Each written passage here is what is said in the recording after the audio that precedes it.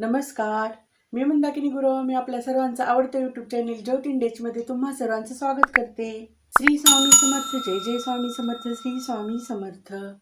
अवधूत चिंतन श्री गुरुदेव दत्त. श्री गुरुदेव दत्तात्रयांचं आणि श्री स्वामी समर्थ माई माऊलींचं स्मरण करून आजच्या या व्हिडिओला सुरुवात करते.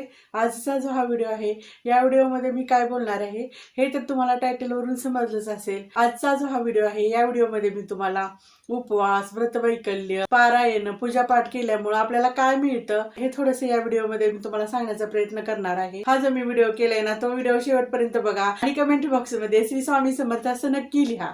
हा जो मी व्हिडिओ केलाय ना, तो व्हिडिओ करण्यापाठीमागचं एक कारण आहे. ते कारण असं आहे की कारण कसं होतंय बघा, ज्यावेळी आपण अशी पूजापाठ करत असतोय किंवा व्रतवैकल्य करत असतोय किंवा उपवास करत असतोय ना, कित्येक जण अलीकडे असं म्हणताना दिसत आहेत की हो बाबा, हे उपवास तापास करून, हे पूजापाठ करून आपल्याला थोडंच काय मिळतं का? आपल्याला तर काम करायला लागतं ना. असं घरात बसून उपवास तापास करून, देवाचं करून जर आपल्याला सगळं मिळत असतं तर काम करण्याची गरजच काय आहे? म्हणून विशेष करून त्या लोकांच्यासाठी मी हा व्हिडिओ केलेला आहे. चला मग व्हिडिओला सुरुवात करूया. बघा, कित्येकांचा प्रश्न असतोय, बाबा देवाचं केल्यानंतर, उपवास केल्यानंतर किंवा व्रतवैकल्य केल्यानंतर आपल्याला काय काय मिळतं? तर काय मिळत नाही हे सांगा. कारण कसं होत असतंय बघा, अध्यात्माचा हा जो मार्ग आहे ना, तो थोडासा खडतर आहे. कारण कसं होत असतंय, ह्या अध्यात्माच्या मार्गामध्ये शॉर्टकट नाही. इथं काय होत असतंय बघा, इथं सत्याचाच विजय होत असतोय.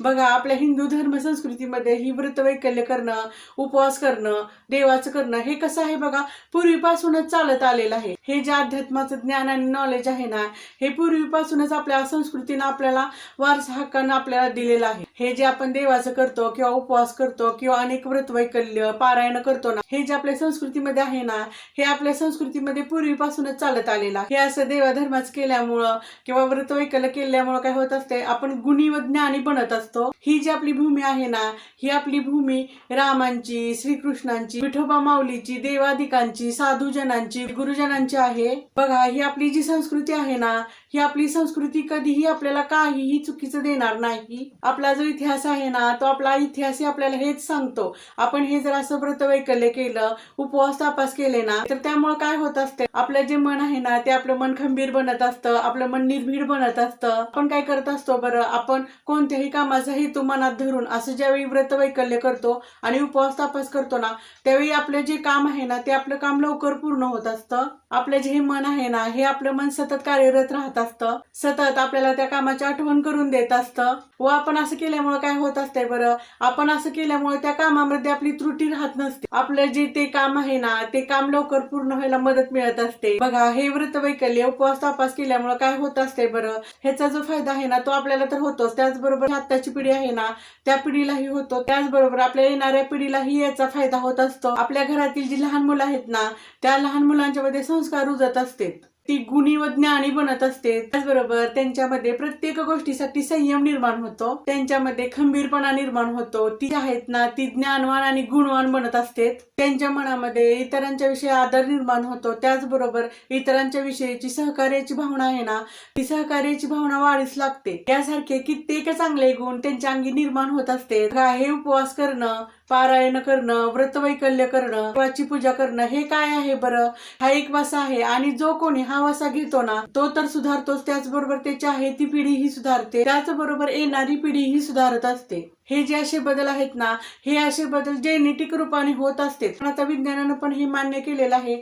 जसं आपण वागू ना, त्यातले कित्येक गुण आपल्या पुढच्या पिढीमध्ये येत असते, त्यांच्यामध्ये जेनेटिक बदल हे होत असते. आपण जर का आपल्या घरामध्ये असं पूजापाठ आणि व्रतवैकल्य करत असू ना, तर काय होत असते बरं, आपले जे पित्र आहेत ना, ते पित्र ही तृप्त होत असते. बघा, ज्या घरामध्ये असं व्रतवैकल्य, पूजापाठ केले जातात ना, त्या घरामध्ये काय होत असते बरं, त्या घरातील लोकांचे जे आचार विचार असतात ना, ते आचार विचार शुद्ध आणि पवित्र बनत असते. ते जे लोक आहेत ना, ते त्यांच्या हिताबरोबर इतरांच्या हिताचाही विचार करते. अशा लोकांच्यामुळे कधीही संस्कृतीला, सभ्यतेला आणि समाजाला तडा जात नाही. त्यांचं जे वागणं, बोलणं आणि आचरण आहे ना, ते त्यांच्या हिताबरोबर इतरांच्याही हिताचं असतं. बघा, हे जे आपल्या ब्रह्मांडाचं रहस्य आहे ना, ते ब्रह्मांडाचं रहस्य आहे ते हिंदू धर्म संस्कृतीनं सर्वप्रथम सर्व जगाला पटवून सांगितलेला आहे. हा जो अध्यात्माचा मार्ग आहे ना, हा अध्यात्माचा मार्ग सत्याचा आहे, थोडा खडतर आहे. पण जर का आपण या मार्गावर चालत राहिलो ना, पुढच्या आयुष्यामध्ये आपल्याला एवढं मिळत असतं ना, जसं मुकुटातील हिरा चमकतो ना, तसं आपलं आयुष्य चमकत असतं, तसं आपल्याला देव देत असतो. फक्त काय झालं पाहिजे तर श्रद्धा ठेवली पाहिजे, विश्वास ठेवला पाहिजे. हा जो अध्यात्माचा मार्ग आहे ना, या अध्यात्माच्या मार्गावर आपल्याला भक्तीने या मार्गामध्ये प्रवास करावा लागतो. पण ज्यावेळी असे उपवास तपास करतो, व्रतवैकल्य करतो, पूजापाठ करतो, त्यावेळी काय होत असते बरं, त्यावेळी आपण साधूजनांच्या गुरुजनांच्या संगतीमध्ये राहतो. आणि हे जे साधूजन आहेत आणि हे जे गुरुजन आहेत ना, हे आपल्याला ग्रंथाचं ज्ञान देतात, त्याचबरोबर देवादिकांच्या जवळ आपल्याला नेत असते. आपण जी सांसारिक लोक आहे ना, आपल्या सांसारिक लोकांना ग्रंथाचं, देवाचं, अध्यात्माचं महत्व पटवून सांगत असते.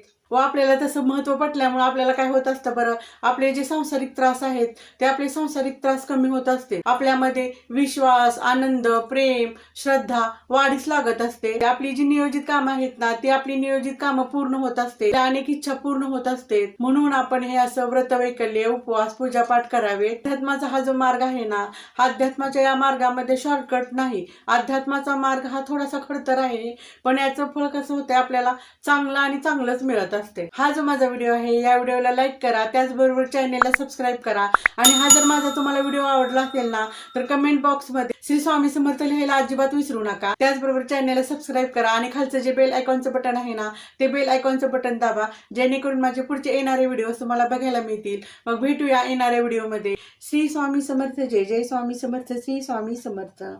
अवधूत चिंतन. श्री गुरुदेव दत्त.